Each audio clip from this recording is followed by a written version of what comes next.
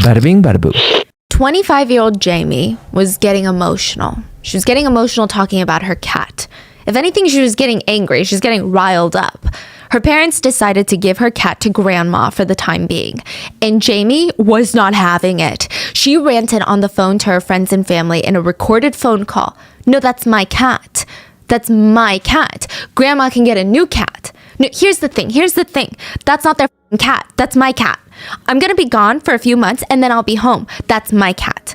Look, grandma's cat Theo died from eating a toxic plant or something. And what did they do? What did they decide to do? Give my cat to grandma. They're not keeping her. So that's going to be a problem. Grandma is just going to have to get a new cat because that's my cat.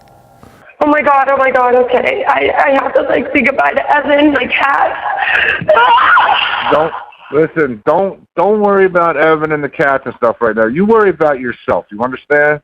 Someone on the other line tells her, hang on, girl, you need a reality check. Girl, that's not your cat right now. Grandma is taking care of your cat. But Jamie could not stop worrying. It was a really rough time for her. She couldn't stop worrying about whether or not grandma was going to try and keep her cat, if grandma was going to try and rename her cat. She couldn't stop worrying about why she requested colored pencils and they hadn't given it to her yet. And she also couldn't stop worrying about why this was all happening to her. She said on a phone call with her dad, "Why me? Oh my God, I just can't believe this. I can't believe this happened to me. Why me? I'm gonna be here for years and years and years, and I just can't. I can't. I said, oh my god, I just can't believe this happened to me. Why me, Dad? Why me? Oh my god. I'm gonna be here for years and years and years and years and years and years. I can't. 25-year-old Jamie Komorowski made a series of decisions that led to someone's death. A bride coming home in her wedding gown right after the best night of her life. She would be found dead on the side of the street because of what Jamie did that night. But she wants to know who's getting her cat. She wants to know why her, of all people. Dad and mom can be heard comforting their full-grown daughter, saying things like, I know, sweetie. I know, sweetie. Don't worry about your future. Your future's gonna be just fine. You know what they say about your attorney, right? They said the family must be mafia to hire them. Insinuating that the attorney the family hired is so prestigious, so expensive, that the family must be a part of the mafia to afford them. Really now? Yeah. Wow. Let's talk about the insane case of Jamie Komorowski and why her utter lack of remorse, coupled with her parents' constant babying of her, makes her, in my humble opinion, one of the scarier, more dangerous people that we've talked about. As always, full show notes are available at rottenmangopodcast.com. This is an ongoing case, though. The perpetrator has not been tried in the court of law, and as of the time of this recording, I don't know when they're going to go to trial. So legally speaking, nobody has been found guilty of any crimes as of now. But the evidence in this case is really, really damning, and there's no debate of the facts of the incident. There's no points of contention there. It's just one of those things where I think we need to go and wait through the legal proceedings as of right now. I'm also going to link the GoFundMe for the victim's family in the description. So with that being said, let's get into it. Wedding photographers, they always talk about how they might be better than a therapist at spotting which couples are going to make it after the big day and which couples are going to divorce. Sometimes it's so blatantly obvious. I mean, one wedding videographer from Reddit said 4 days after he shot the wedding, the groom calls him and politely asks him to edit out any footage of him checking out the female guests. He said, I got vision problems. I wasn't actually checking them out. Another wedding photographer said, okay, this one's pretty bad. He was working for a couple's wedding on a golf course. The bride had this grand idea for the first look. The groom would ride down on the golf cart, see her in the dress for the first time, and it would be this massive cinematic moment. Well, the groom starts riding down the hill on the cart, but once he spots her, he can't help it. He jumps out the cart and runs full speed down the hill in the grass to get to her faster. He picks her up, twirls her around in the air, and it was the most genuine reaction that all of these wedding photographers, they're dying to get these moments. He was so happy to see her. But the minute he puts her down, The bride looks at the photographer. Well, I wanted the golf cart, so let's do it again. Wait, I wanted the golf cart? Yeah, What does that she mean? wants him to have the whole cinematic moment and drive down in the cart instead of running down. Oh. She didn't even care that her husband loved her so much that he couldn't contain himself. She's like, no, I want the damn shot. They always say it's a really bad sign when the couple care more about the aesthetics and having the perfect wedding instead of their relationship. Those are signs that you would not find at Samantha and Eric's wedding. I really hate to say it, but they had the perfect wedding, because it makes you want to roll your eyes when you're like, oh, they had the perfect wedding, they had the perfect relationship. But their idea of the wedding was fun. Like, that's what people said. I mean, I'm sure to a degree they cared about the photos. I'm not going to say, oh, no one cares about wedding photos and wedding aesthetics. Samantha had so much fun picking out the flowers and all the arrangements for the wedding. Their main focus was just on having fun. April 28th of 2023, their wedding was held on Folly Beach in South Carolina. About 100 of their closest friends and family, I mean, some of them lived in the area, some of them flew in to celebrate with the couple, and the whole wedding was a blast. Even the photographers were probably having fun. It did not feel like a job. Samantha's sister Mandy baked the wedding cake, and I feel like the wedding cake is symbolic of if a wedding is fun. It was half pineapple, half coconut. Yeah, it's just what Samantha wanted. And while the wedding itself was stereotypically perfect, I mean, it was on the beach. You've got the salty breeze. You've got the waves crashing in the background. The only thing that all the guests noticed, though, Samantha and Eric are like in their own little world. They cannot keep their eyes off of each other the entire time. If someone dropped a wedding cake, a bottle of red wine on Samantha's wedding dress, and like the DJ's power booth went out, it feels like the couple wouldn't even have been phased. Everyone kind of wanted to roll their eyes and like tell the couple to get a room, but they also knew that love like this wasn't easy to come by. A lot of their friends said, it's a love that you can only dream about. It seemed really pure. It seemed really real. And it feels kind of impossible to find that these days. So the memorable night, it ends with every guest being passed one of those sparklers that you use at the beach. Do you know what I'm talking about? Like the little New Year thing? Yeah, the New Year thing. Okay, so you light one end. It's like a long little matchstick. You light one end and it starts sparkling. It's so pretty in pictures, especially at night, because it creates this like light orb. A lot of people use it during the summer. So every guest would light one up and they created this archway. They would hold it up in the air, created this arch above the couple's head. So they had this aisle to walk out of their wedding ceremony in. And they were going to go and sit in their golf cart that was waiting for them outside. It had a sign on the golf cart, just married. The two were holding hands under their sparklers that are held above their heads. And the couple would be driven back to their Airbnb by two of their family members. So there would be 4 people on this golf cart. And it's going to be the start of their new lives as a couple, as newlyweds. As the golf cart starts driving off, the couple could see everyone waving, waving their sparklers, waving their hands, cheering for the couple. Samantha looked into Eric's eyes and she said, I want this day to last forever. Those would be Samantha's last words to Eric. 20 minutes later, the golf cart would be lying smashed on its side and Samantha Miller would be found dead in her wedding dress. Neighbors said it sounded like an explosion. Not as loud as like a gunshot or a crash, but louder, like an explosion. It was just around 10 p.m., so most of the neighbors, they hadn't fallen asleep yet. And even if they had, it was loud enough to wake everyone up. They start rushing outside to investigate, and they see bodies everywhere. 4 bodies were laying on the road about 100 yards away from a golf cart, all dressed to the nines, suits, tuxedo, wedding gown. It was a nightmare scene.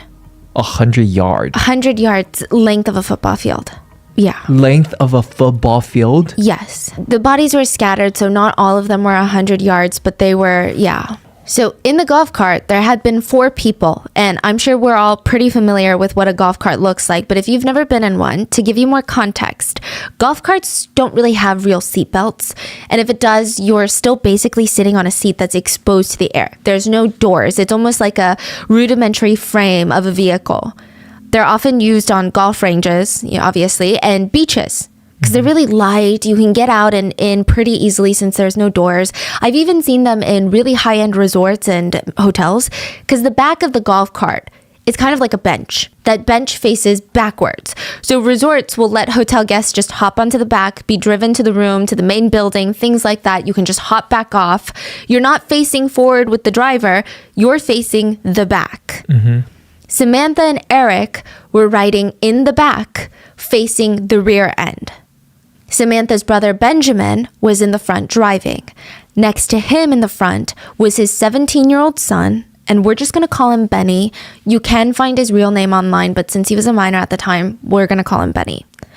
The four, they had been waved off by all these wedding guests. After the couple departed, everyone at the wedding, they start making their way back home. They start making their way back to the hotels, Airbnbs, whatever their accommodations were if they were from out of town.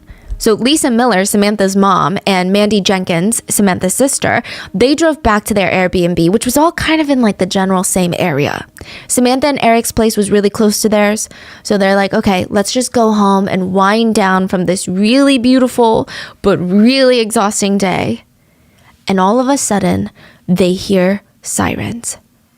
Lots of sirens. Moms just know. I don't know how they know, but they just know when something is wrong with their kid. It's one of those things where I feel like even science probably can't pinpoint how, or they'll say it's just a coincidence. But there have been so many times where mothers get a gut feeling and there is no reasoning other than, this is my baby. I think something happened to my baby. Lisa Miller had that gut feeling. It was so strong. She ran out of her Airbnb without shoes on.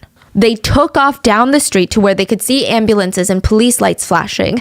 They were still a little bit far from the scene and they didn't know what was going on yet. But Lisa remembers screaming, "Sammy, Sammy, Sammy." And she said it was like this bad Netflix movie unfolding in front of her eyes. This next part is a bit confusing, and I'm not sure if Lisa and Mandy weren't allowed near the scene for, I don't know, a lot of reasons, or if someone instructed them to go to the hospital instead, but they were under the impression that Samantha would be brought into the hospital, and that's where they needed to be right by Samantha's side once she was brought in. I'm kind of glad that they left for the hospital because the scene is really gruesome, to say the least. Now, according to officials, the golf cart that had Benjamin, the brother, his son Benny, and the newlywed couple in the back was completely mangled. It was on its side, and the 4 passengers had all been launched out of the cart. All of them were bleeding. They were fading in and out of consciousness, all but one. Samantha Miller was lying on the ground on her back, still in her wedding dress, without a pulse. Officers tried their best to perform life-saving measures, but ultimately it was too late. Samantha Miller was pronounced deceased at the scene. She was only 34 years old. Looking at the scene, it wasn't difficult for officers to put 2 and 2 together. The golf cart had been driving down the road when a gray Toyota Camry had smashed into the car, sending every single person in that golf cart flying. The driver of the Toyota Camry came out unscathed. What? 25-year-old Jamie Komorowski stumbled out of the car and she said, "Something hit me. Something hit me." It's said by neighbors and witnesses that she saw people laying on the ground and she started screaming, "Who? What happened?" Just hours ago, Samantha was walking down the aisle. 1 foot in front of the other, she was steady, not just in her walk, but her conviction to marry this man in front of her. She was really happy. Jamie Komorowski also put 1 foot in front of another, but she wasn't as steady. It was a little shaky. And then she almost stumbled. She caught herself, gained control over her balance again, and then tried again. She still had a few more bars to go to that she still wanted to hit up, and all she had to do was get in her car. These are not the exact timeline of events, as I believe that's going to come out during the trial, but I think the parallel of what's going on is very chilling. While Samantha walks down the aisle, looking at all these faces tearing up at her, Jamie got off her shift at the Taco Boy Mexican restaurant and went for an after-work function. She starts drinking. She gets in her car and drives to another bar. While Samantha and Eric cut the cake, Jamie downs another drink at the second bar, only to get behind the wheel once more and go to her third location. While Samantha and Eric share their first dance as husband and wife, Jamie was seen by multiple witnesses consuming copious amounts of beer and shots of tequila. She's by herself, just bar hopping? Yeah. Jamie had gone to like 5 different bars that night. People reported seeing Jamie drunk. They said that she was behaving drunk, she was drinking a lot, yet she still got behind the wheel each and every single time. Eventually, she decided it was time to go home. Except she was probably so drunk, she didn't even realize that she was heading in the opposite direction of her house. Oh. She wasn't even supposed to be on the same road that Samantha and Eric were on that night. She didn't even live near them. She's going 65 miles per hour on a 25 mile per hour road called Ashley Avenue. The same road where the newlyweds were traveling, going speed limit. There is footage from a neighborhood ring camera of this street. And you can see that there's a golf cart going pretty slowly. Like you can make it out. You see the headlights, you see all the lights on. It's pretty clear to see. And it's just kind of cruising. Imagine driving down your local neighborhood. You're not going to be speeding it. There could be kids out. There could be stray cats or dogs out. You're not going to be booking it. So you see them at a visibly safe speed on the residential street. And then soon after, you see Jamie's car speeding down the street visibly. It is scary fast. And these two vehicles, they're not going to pass each other. They're going to collide at 65 miles per hour. Sam and Eric were sitting in the open air with their faces to the back of the golf cart. There was a 3,500-pound vehicle coming hurling straight at them. I mean, technically, you can almost see it as... So one is going 25, the other is going 65. You can almost assume the first one's going like standing there and a car just smashed into them at 40 miles an hour. Yeah. Straight in their face. And 3,500 pounds coming at you like that, I mean, that's not going to be 3,500 pounds. It's going to be more like 36,000 pound heavy machinery coming at an unprotected human body directly. That's like the weight of a whale shark. There was someone who put this situation into perspective really, really well. They said that drunk drivers are like missiles. Once they're launching towards you, they're locked in and it's hard to change their direction.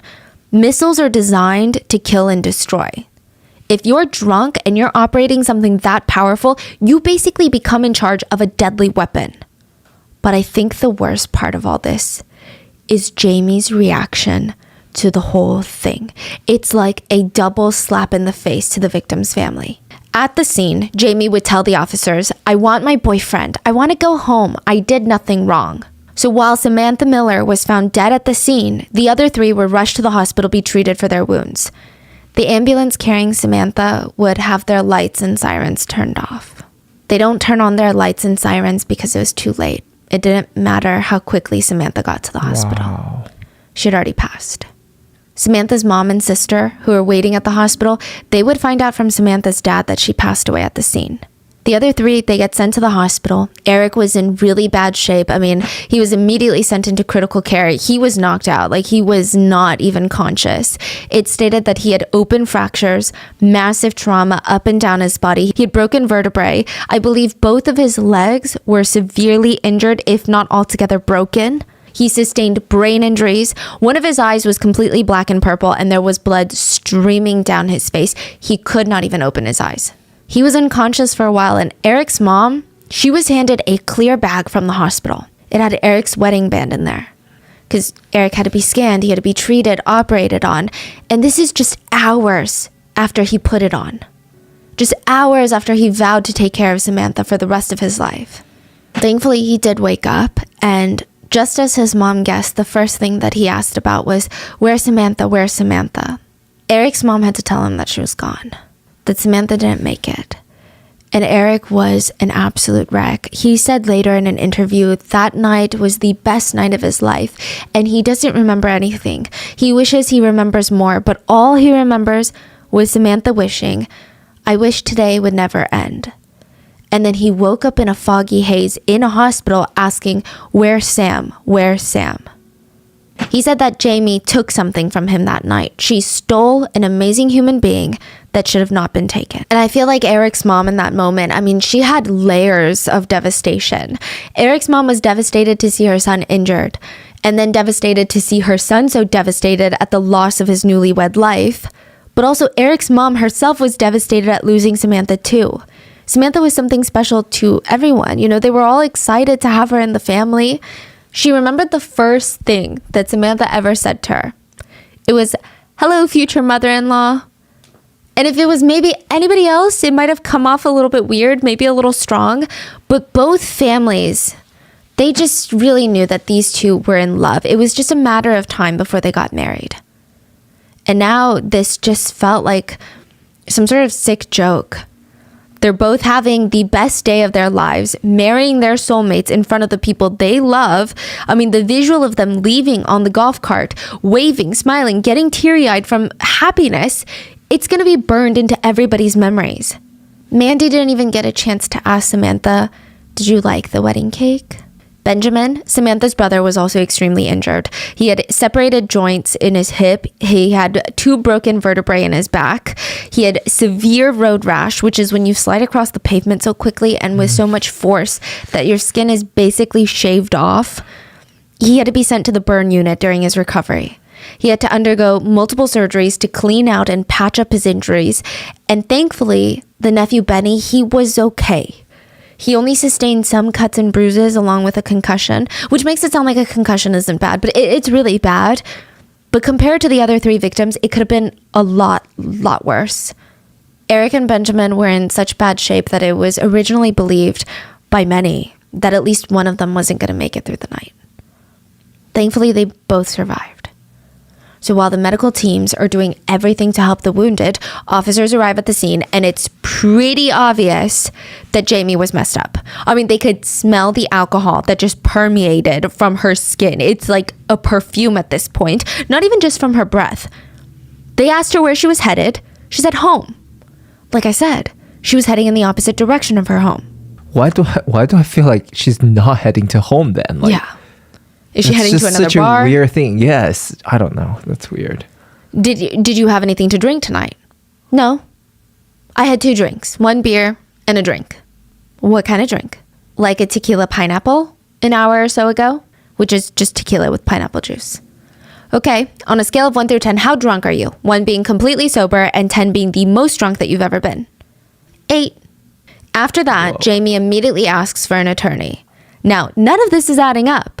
If she went to that many bars before the crash, it's hard for me to personally believe that she only had a beer and a tequila pineapple. I mean, maybe she could be super lightweight, but like, I don't believe it. They didn't do a test right there? She wouldn't let them. Oh. She was driving in the wrong direction. I feel like that's very telling. And that's not to say that she's purposely lying or misleading the police, but if it does come out that she had way more to drink than that, which is what everybody believes and what her BAC levels show, then she could have been so drunk that she didn't even know what was going on when she's responding to these questions. Mm-hmm. Maybe she blacked out and truly didn't remember having so many drinks, which in and of itself is another huge problem. She knew she was drunk, but she also knew that she wanted to go into self-preservation mode and get an attorney and refuse a sobriety test. Yeah. Instead, she asked multiple times if her boyfriend could come. She said she wanted her boyfriend, and there is no mention of her boyfriend being an attorney. And when officers asked why she wanted her boyfriend, she couldn't really say for what. She just refused to complete any of the sobriety tests that they requested. So what do? They try to lift her feet to her arm. Yeah, it's interesting. What does that mean? They try to lift up one of her legs. Uh-huh. In like almost a kicking motion, and she's basically a rag doll. Like if someone does that to you slowly, you're able to balance. Right. You might be like, what are you doing? But you're able to balance, right? Okay. She was basically a rag doll because she immediately lost her footing and nearly fell. Jamie was arrested at the scene. She had to be reminded 3 times of why she was being arrested. And I don't think that this is a situation of Jamie being combative. Like, why are you arresting me? What authority do you have to arrest me? Like, on what grounds? I don't think that's what it was, but more so, she has no idea what's going on. She's like, why am I getting arrested? Asking? Yeah. Okay. Which honestly, I don't know which one is worse. Once they get her to the police station, officers give Jamie another chance to take a breath test, and she refuses again. She simply asks for her boyfriend and her father. The officers had to get a literal warrant from the judge to force her to get her blood tested. The results came back as 3 times over the legal limit. At levels like that, it was 0.261 for anyone who's into the BAC levels, or if you know what that number exactly means. But typically, levels like this, a lot of people are barely conscious, much less able to operate a vehicle and or heavy machinery. Jamie was also booked under suicide watch because after her arrest, she mentioned that she wanted to off herself. She was charged with 1 count of reckless vehicular homicide, 3 counts of felony DUI with death or great bodily injury. Recently, a lot of my friends and family have been starting small businesses, and they've been seeing all these people online having like a breeze. You know, they sell their art, they sell their designs, their products online, and everyone is just flocking to them. But when they sit down and try to come up with a game plan of how to sell their products, they feel so overwhelmed, like they don't even know where to start. Sometimes it feels like a mountain. I think Shopify is the best starting place. And the best part is Shopify is going to stay with you all the way until you get to that top of that mountain, and they're going to support you the whole way through. You guys tag me in your products. You guys are super talented, whether it's drawings turned into hoodies. I've seen you guys create ceramic mugs. You guys are like one of the most talented bunch I've seen. Shopify can help. Shopify is the commerce platform millions of businesses use worldwide. So whether you're talking about an out of the garage, just getting started with you and your friend, or you're talking about a massive business that you're ready to IPO, Shopify is the only tool that you need to start, run, and grow your business without all of that struggle. Shopify puts you in control of every sales channel. So whether you're selling in person on Shopify's POS system or on Shopify's all-in-one e-commerce platform, you're covered. And once you reach that audience, Shopify has the internet's best converting checkout to help you turn them from browsers to buyers. And I like how with Shopify, as the business owner, you have control, and they're just really there to assist in taking your business to the next level. Shopify actually powers 10% of all e-commerce in the US and millions of other entrepreneurs of every size across 170 countries. So you know you're in a good crowd. Plus, Shopify's award-winning help is there to support your success every step of the way, which I think is super huge. And this is a possibility powered by Shopify. Sign up for a $1 per month trial period at shopify.com/rotten, all lowercase. Go to shopify.com/rotten to take your business to the next level today. Shopify.com/rotten. Have you ever heard the phrase, bad things happen to good people?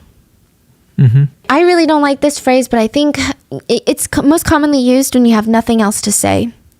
When something just feels so unfair. At Samantha's vigil, which was held on the very beach that she got married on, that was the main thought that everybody had in their mind. Why do bad things happen to good people? And some people just said that Samantha had this gravitational pull. You know, there are just some people out there for whatever reason. Sometimes the reason itself is unclear, you know, but you just want to be around them. Maybe they have a good energy. Maybe when you talk, it seems like they genuinely are listening to you and not just filling the silence. And it's hard to pinpoint, but you feel like a magnet. You feel like you just want to hang out with them. And Samantha Miller was that magnet. People said she just had this very bright air around her. You couldn't even look away when she's in the room. She would be the type to go run errands, go grocery shopping, pick out the prettiest, freshest bouquet of flowers in the entire store, go to checkout, and when everything is paid for, she's about to walk out, she would hand the bouquet over to the cashier, a complete stranger, and say, "Wow. For you, have a nice day." That was Samantha Miller. I'm sure like every couple, they fought, they had their down times, but the two met in 2019, moved across the country twice to be with each other. They adopted a kitten and started making plans to get married and start their own family. They lived near Folly Beach. This was Samantha's favorite beach in the whole wide world, and they would walk down to the beach at least once a day. They were at that beach every single day. And at Samantha's vigil again, people just couldn't stop asking, why do bad things happen to good people? That's also what Jamie's dad told her when she was sitting in her prison uniform, staring at her hands, and she told him, "I just don't know why this had to happen to me. Oh my God, I just can't believe this happened to me. Why me? I'm gonna be here for years and years and years." That's what she said? Yeah. And her dad responds, "Because bad things happen to good people, honey." And again, bad things happen to wonderful people, and that's what happened. Now you have to make the best of the situation. Her father reassures her that this was all fate. It's already happened. There's nothing they can do to change it. And now they just need to focus on their best to overcome it. If anything, this will help her become a better person. Listen, if you need someone to pass away in order for you to become a better person, in my humble opinion, you're just not a good person. Also, how does bad things happen to good people even apply to Jamie in this situation? A bad thing didn't happen to her. She did the bad thing. And whether or not she's a good person, I guess that part is up for debate, right? At first, Jamie is responsive. She's listening, nodding her head, listening to her dad. But then she would slip back and remember all the hard, bad things that she was dealing with. They're just chatting in prison? Yeah, FaceTime call, basically. It's like the prison video call system. Oh. Yeah, which is available online to see. So they were chatting and it was recorded. Yeah. And this is everything they said. They had no idea, I'm assuming, that this would be public information. Jamie would have these screaming fits. So I listened to a lot of their phone conversations. She would just have these screaming fits. I'm not sure how to categorize them. And I tried really hard to understand where Jamie is coming from. Just like trying to have a little bit of nuance on both sides. I'm pretty close to Jamie in age. I also struggle with anxiety and depression, which is what Jamie said she struggled with. And I don't have an alcohol addiction problem, but considering all of that, these screaming fits, I truly can't imagine anyone that I have in my life, myself, I can't imagine someone my age throwing these screaming fits. It's like screaming bloody murder. It's not even What angry. is she screaming though? Just like, ah, like screaming. Doing everything we can. Dad, what did you And it's odd because her parents' reaction is very, very odd. They just kind of focus on calming her down. The minute she starts screaming, they're almost using this soft, babyish voice with her. It just felt very inappropriate. But the most intriguing call to me was Jamie complaining to her dad on the phone about how much media coverage this case was receiving. Jamie asks him why the media is so involved in the case. Just makes me scared that the media is so involved in it. Why are they so involved in it? He states it's most likely because the story sells. And Jamie gets frustrated and she states, but that's not going to help me. But that's not going to help me. Oh my God, it's going to be so bad when I get out. Everybody's going to be so mean to me. Wow. What is that?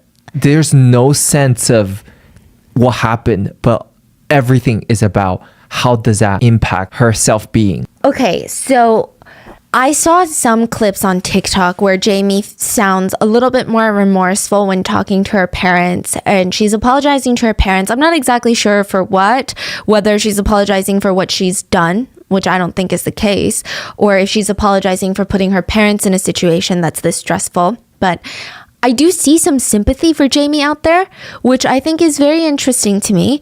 I see a lot of people bringing up alcohol addiction. I know someone who struggles with alcohol addiction.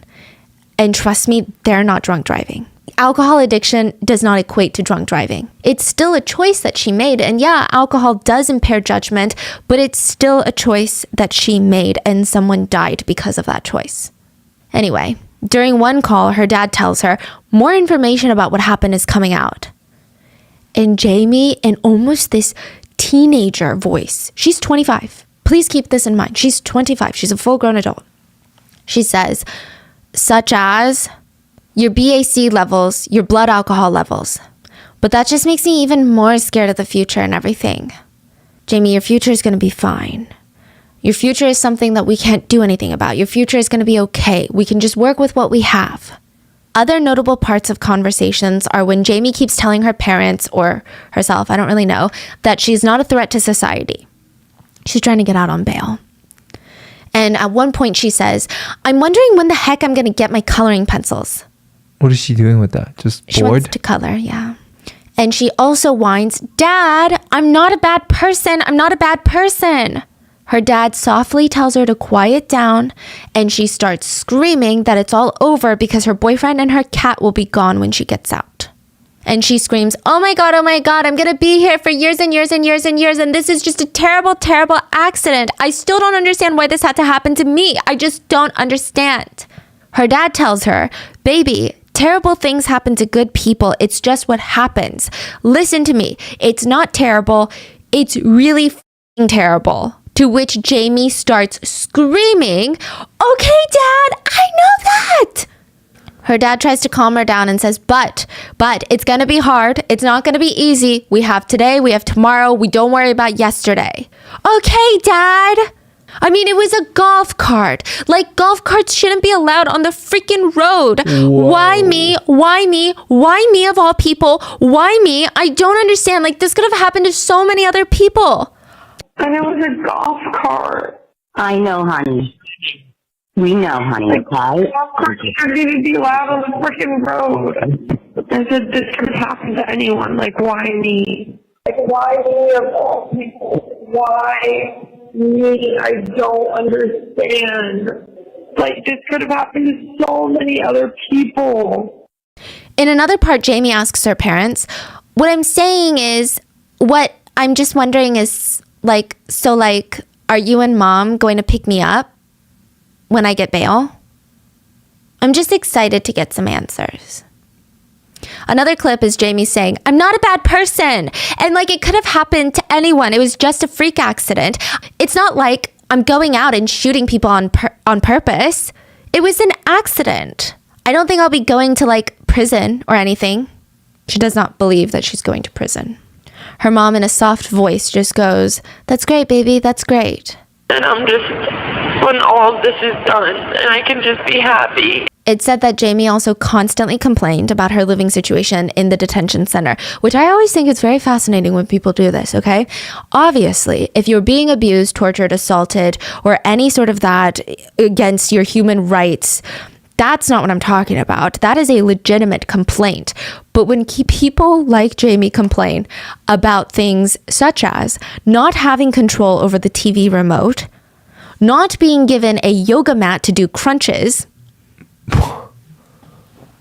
it's kind of a situation where I wonder, where was the common sense? It's a detention center. It's not the Four Seasons. It's pretty expected that you're not going to have control over what you can consume and what you can't in terms of entertainment. It's not there's no concierge. You're not going to get a yoga mat. She also allegedly complained about being unsatisfied with the food options. She didn't like the hot dogs or the meatballs or the bread. A lot of people said compared to real prison food, this is good stuff. At one point, she said she was given 2 hot dogs with no buns or condiments. And it was, and I quote, so bad, it's so bad. So Jamie is in her cell crying, not about what she did, but crying about her life and how shitty it was and why this all had to happen to her. That's crazy because it just seems like she has no idea of what's going on. She doesn't even know how bad she fucked up and what's about to come. Yeah. It's the feeling, right? Like she's about to get some real reality check. Yeah. If this keeps going on, right? And she's in a detention center right now. Just wait till prison. It's going to be crazy for her. Yeah, on the bright side, there were a few things that she liked about the detention center. The cookies. She said this about the cookies that they gave out during snack time. She said, these cookies that they give you at this jail, I'm going to start buying them when I come home. I'm not kidding. She says, I'm not kidding. Oh, and she really likes their soap. She talks about their soap. She really likes the soap in jail. Okay, I mean, it's so clear to me what's wrong here. Even Jamie's actions in the beginning of this case sound to me, it's just someone who is waiting for someone to come clean up her mess. And then when she was arrested, she asked for her boyfriend and her dad. I mean, asking for an attorney, I'm always a supporter of that, but it's just, it feels to me, she thinks that someone is just going to come and save the day. And that's maybe what they always do. This is why I'm a firm believer in letting people learn the idea of consequences when they're kids, because the consequences typically don't involve other people and don't involve people's lives when they're young.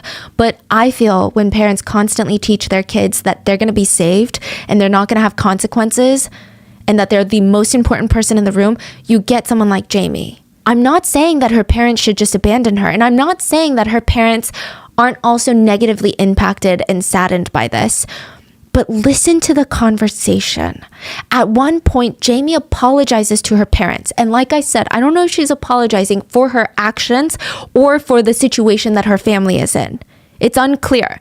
But her dad literally tells her, listen, Jamie, you don't need to be sorry. There's nothing to be sorry about. It was a tragic accident. You didn't do anything on purpose. I'm so sorry. Jamie, listen, there's nothing to be sorry about. It's a tragic accident. You did not do anything on purpose. It was a tragic accident, okay? All right? You don't need to tell me ever that you're sorry for what happened. You understand? That wasn't the first time that they had a conversation like this either. Anytime she tries to apologize to her parents, they stop her and say that she has nothing to be sorry about. I feel like they're all in for a very rude awakening.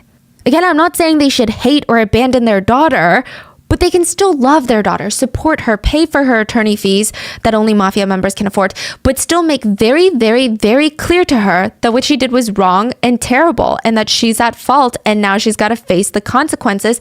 And when she gets out, they'll be with her. They'll help her. Even the phrasing of Jamie's words to her parents, it's always, why me? Me. I'm going to be here for years and years and years. And it's just so odd that she's complaining that her life is over when literally someone's life was over. Someone died. And it's odd that she and her family, at least to the public knowledge that we have, speak very little, if not at all, about what happened. It's all about Jamie and what's going on with Jamie and Jamie's cat and Jamie's boyfriend. And oh my God, everyone's going to be so mean to her because the media keeps talking about it. There are no mentions that I could find of any of the remaining victims or their families. We don't really know too much about Jamie. I mean, no one's really come forward to talk about her character or if she was a great person or not. Not saying that there's no people that can do that, but just not many other than her family that have come out to talk about her. So all we have are her records and these phone conversations. And they paint a pretty damning picture. Jamie grew up in Jersey. Allegedly, her dad is a very successful multi-millionaire businessman. Eventually, she would move to South Carolina to attend college. And after graduating, she starts working at this local Mexican restaurant called the Taco Boy. All we could really find about her personal life comes from her Instagram, which again is not a good or very accurate depiction of one's personal life, but it does seem that she does enjoy a good party, which is not abnormal for a recent college graduate, but there are quite a bit of photos of her with alcohol in them, in her hand, or either alluding to alcohol. But one picture that has gone a little bit more viral is from her Instagram from 2015.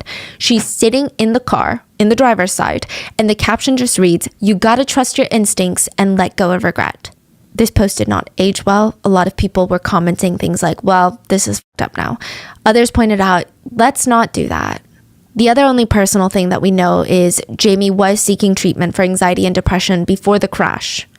Again, this does not make you make the decision to drink and drive. So it's apparent that she is having some sort of trouble, some sort of struggle in her life. Her parents even acknowledged that she had addiction issues when it came to alcohol, and they wanted her to seek treatment and rehab. But this wasn't even Jamie's first driving violation. There are some rumors that she had previous DUIs. They weren't DUIs. They were just traffic violations, moving violations. Prior to the crash, Jamie had 4 traffic violations. And again, she's only 25, so that's a lot. From 2018 to 2019, she received 3 speeding violations. And then on April 5th, 2023, just weeks before Samantha was killed, she pled guilty to failure to use a turn or stop signal. There is another detail from Jamie. It's more so from her family's past that gets brought up a lot in correlation with this case. On March 28th, 2013, Tracy Komorowski, Jamie's mom, was driving in an area where firefighters were battling this huge fire. Jeffrey Scheurer was a firefighter trying to put out that said fire. He was partly in the street when he was hit by Tracy's car. Wait. He was where? Partly on the street. He was standing there? Yeah, while he was hosing down a fire. What? Now, this was definitely an accident. Tracy was not drunk. It was proven that there were lots of smoke and poor lighting, so Jeffrey was almost impossible to see. No one is really questioning that part. The part that is getting to netizens is that Jeffrey's family feels like there was no justice because Tracy, Jamie's mom, apparently didn't face any consequences, even though the police said that they would be on top of it. So just like in Jamie's case, a lawsuit was made against Tracy saying she was negligent enough to not slow down, knowing that there was a lot of firefighter activity in the area. And that caused her to kill Jeffrey. Tracy ended up having to pay $100,000 in settlements, signaling to a lot of netizens that the court must have found her negligent in some regard to have this sentence go through. So I'm not sure how to stand on that. It's not Jamie's actions, and it does seem to be a true accident from at least Jamie's mom's perspective. But netizens speculate that maybe the family has such a nonchalant attitude to Jamie's case because they've already been through something like this, and they've paid $100,000 and they were fine. Maybe they believe that as long as you pay up, you'll avoid true punishment like jail time. There's no way to know for sure unless they admit it themselves, which I don't see why they would ever do that. But netizens found a lot of similarities regarding these instances, and I just felt like it was worth mentioning. 3 months after her arrest, Jamie's bond hearing comes up, and she tells the judges that she's not a flight risk, nor would she be a threat to others. Samantha's family were also there to appeal to the judge. Samantha's father said, "Bonds are meant for people to spend time with their family, right?" He's pointing out that it's ironic considering he will never have that luxury again. He will never be able to see Samantha ever again. He's saying if and when Jamie serves her time, she will still have the opportunity to spend the rest of her life with her family afterwards. Samantha's father also states that Jamie is a danger to society, and he questions what's going to happen if Jamie starts drinking again. How many people are going to get hurt then? Samantha's other brother, Nathan Miller, told the judge that Jamie's actions of driving down a narrow residential street while drunk at night at that speed is so careless that there almost had to have been an intention to hurt someone. He states the alcohol is not the problem. The problem is Jamie herself. She is not responsible enough to be trusted. She's not trusted to show up back in court, not trusted to not hurt anybody else, and not trusted to not drink.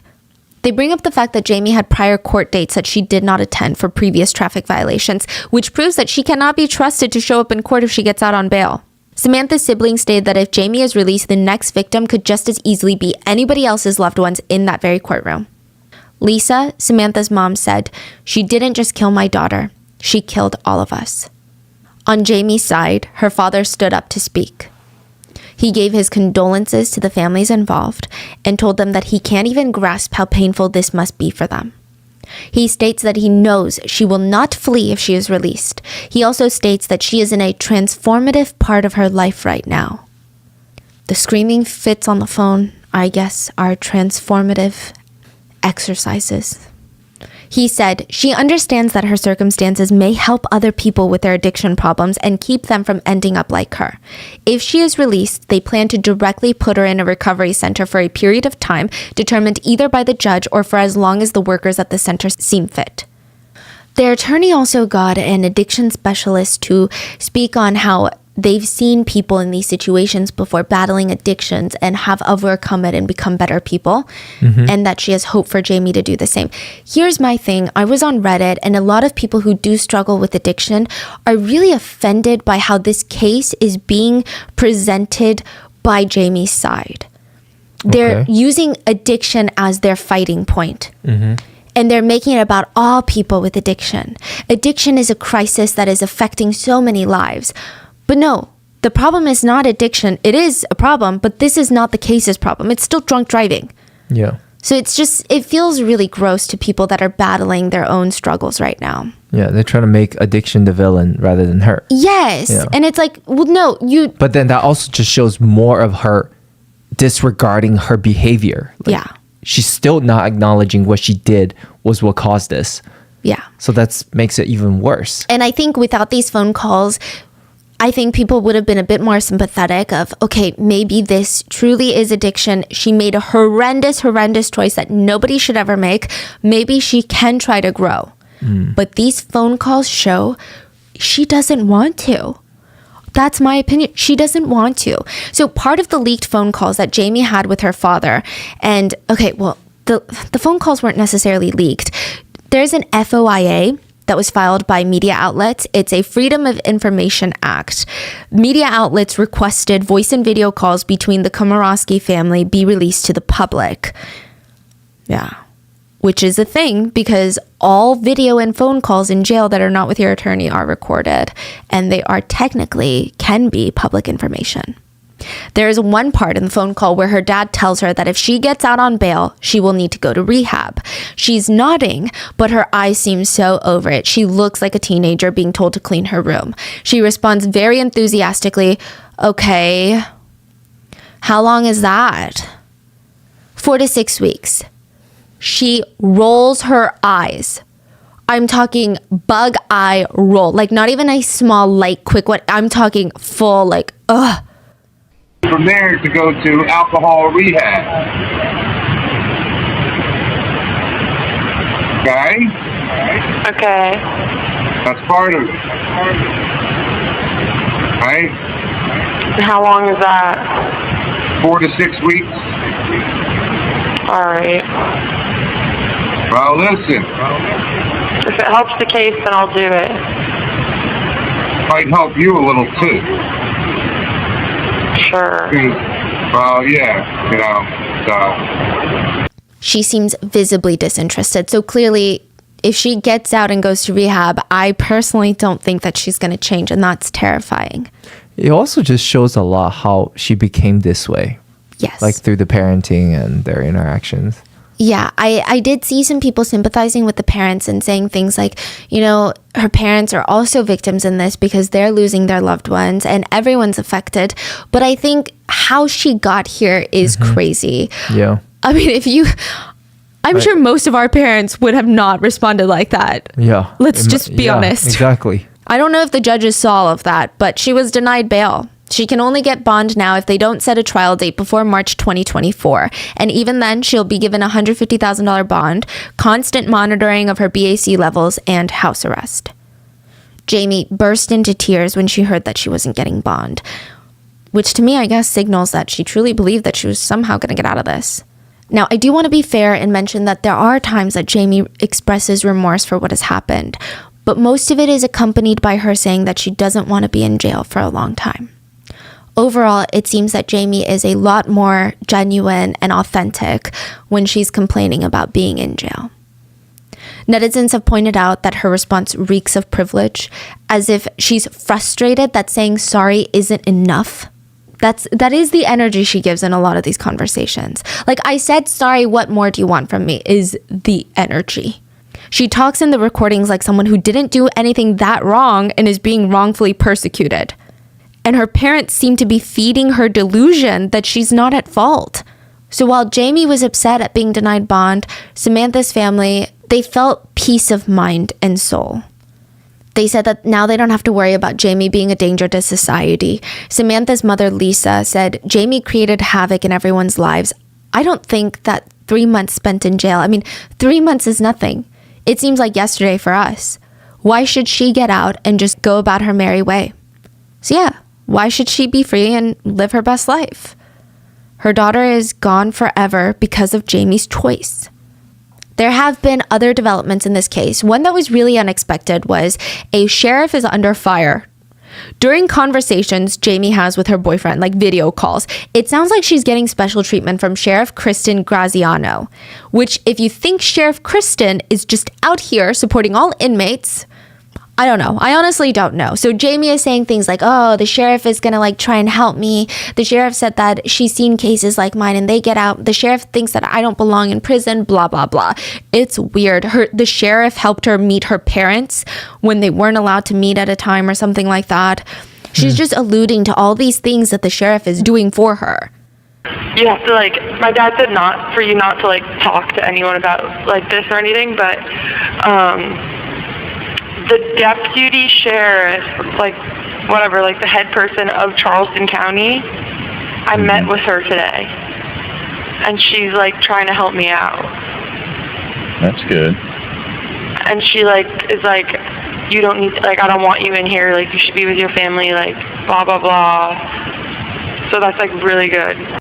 Now, Sheriff Kristen, her previous scandal that I could find about her was she was under fire by a local congresswoman for, quote, troubling and tragic deaths of inmates the moment that she took office. So after the sheriff got into office, a bunch of inmates had some troubling and tragic deaths while they were being held. Tragic death? Yeah. Okay. Yeah. So Sheriff Kristen responded that these deaths happened at the hands of the county's contracted medical provider and not her. She claims that these were also some concerns that she had been trying to share with her superiors, but she was constantly ignored. So this was like a mini scandal for Sheriff Kristen, right? But now she's under fire for the conversations Jamie was having, where it sounds like she's getting special treatment from the sheriff and how the sheriff is telling her all of these things. In some of the calls, Jamie reportedly refers to Sheriff Kristen just by her first name. And even stated that Sheriff Kristen is going to try and help her get out, which, side note, sheriffs have no legal holding over who gets out on bail. Now, sometimes when Jamie would talk about the sheriff, her dad would kind of hush her to tell her to stop discussing these things. The sheriff's office said that this is not special treatment and Sheriff Graziano is always visiting inmates and maybe Jamie got the wrong idea. But here's what's interesting. Well, actually, two things that are interesting. The first being that Sheriff Kristen does have connections to Jamie's family, apparently through one of Jamie's lawyers. I don't know how Sheriff Kristen is connected to that lawyer. Maybe they're both clients of this expensive mafia lawyer. I don't know. Maybe it's a friend of a friend.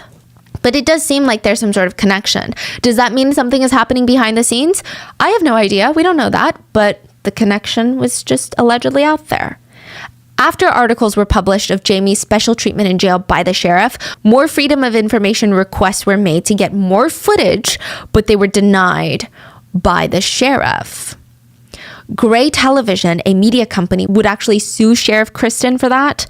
The belief by some netizens being that clearly the sheriff has something to hide. I mean, so far the phone calls have been really damning for Jamie. What is the sheriff? Like, she has no skin in the game. Unless she does. Yeah. The sheriff's office said any additional release of the tapes may affect the defendant's privacy, her safety, and her right to a fair trial. These are exceptions that all fall under the guidelines that allow a government agency to refuse an FOIA request. On July 10th, a court hearing took place over the other recordings that hadn't been yet released to the public, and the judge sided with Gray Television. And a lot of it fell on the fact that when inmates are in conversations with family or loved ones, there are signs above each phone and tablet that visibly state all calls are recorded. Judges stated that inmates immediately consent to being recorded the moment that they pick up the phone, which means there is no reason for why the sheriff's office should be withholding the calls from being released to the public, since they are considered public records. No privacy is breached by releasing them. Yeah, and yeah, exactly. Why was sheriff even trying to protect these information? Yeah. This is not even their job to protect their privacy. Like, what? You know, these are, you know. And like, when have we ever heard a sheriff caring about a citizen's privacy, especially an inmate's privacy? Exactly. I've never heard of that in my life. Like, you think there's sheriffs just out there like, no, inmate privacy. Exactly. That's the hill I'm going to die on. It's weird. So is there new videos or Yeah, so released? a lot of the ones that we talked about are some of the released ones. Oh, those were later released. Oh, yeah. Ah. Yeah. Obviously, this would have been a different case if she was talking to her lawyer, but there was no attorney-client privilege amongst families. So, yeah, in the end, Sheriff Kristen Graziano is expected to pay Gray Media $33,000 to cover their legal fees of taking this to court. I have no idea how to feel about this whole part, mainly because I'm scared of sheriffs. But ultimately, even if there is no special treatment being given, Sheriff Kristen is only helping give Jamie more reason to believe that she herself is the victim in this situation. And that kind of bothers a lot of people. As of now, Eric has filed a wrongful death suit against Jamie and the restaurants that she went to that night. Eric and his attorneys argue that the restaurants that Jamie went to drink are responsible for over-serving her drinks while she was already drunk. The lawsuit details that the businesses were setting, quote, events into motion for the day to turn deadly. Basically, they're saying that when the bars saw Jamie super intoxicated, it was their duty to not allow her to keep drinking. The claims also state that these bars did not properly train their staff in order to prevent over-serving, and that they should have known that Jamie was drunk and she was going to drive. I've seen mixed feelings about this online about whether or not the bars should be held liable for this, and while I agree that staff can always be better trained to not serve alcohol to people who are already intoxicated, I think the idea that the staff knew she was going to drive is interesting. I think it's going to be a bit of a challenge to prove in court. But regardless of how netizens feel about the establishments and their roles in all of this, bars can be legally liable for a person who gets involved in a DUI crash if it was found that they were overserved at that restaurant or that establishment. So if an establishment that serves alcohol sees that someone is drunk, it's said that they should stop serving them alcoholic drinks. They can call a cab for them, offer them food and water instead, and notify management. So there's options in place to help prevent drunk driving. I think the hard part would just lie in the fact that the lawyers on Eric's side will need to prove that the staff knew that she was overserved and knew that she was going to drive. Maybe it's easier to prove against the bars near the end of her bar hopping journey, I wonder, right? Different legal experts have weighed in, and one of them said, even though this lawsuit makes sense, it's risky when it comes to accusing the restaurants. So yeah, the restaurants likely have the finances to pay up in the lawsuit, but providing evidence that the restaurants knew she was drunk is going to be pretty difficult to prove. Not impossible, but difficult. Also, I don't know if Eric is doing this for money. It doesn't seem like he's doing it for money, though sometimes I think lawsuits just kind of have a correlation with, this person wants money, right? Eric's attorneys mentioned how it's a privilege for businesses to be able to serve alcohol. It's not a right, and they need to do it responsibly. The lawyer states that he hopes this lawsuit will just give more establishments that, okay, I really need to take this more seriously. And it'll give citizens the courage to step in and stop someone from drinking and driving. I think the lawsuit against Jamie should be easier. But some say she herself doesn't have much money. What would she even be able to pay Eric and Samantha's family? And again, not that they want money, but this is just going to be another thing where Jamie is let off without any real consequences. Mm-hmm. Even if she is sued and found guilty of a wrongful death, what money can she give? Yeah. And again, I just want to mention, it doesn't seem like they're doing this for money. I just think it's only fair for them to receive money from the responsible parties. Eric had to undergo 2 reconstructive surgeries.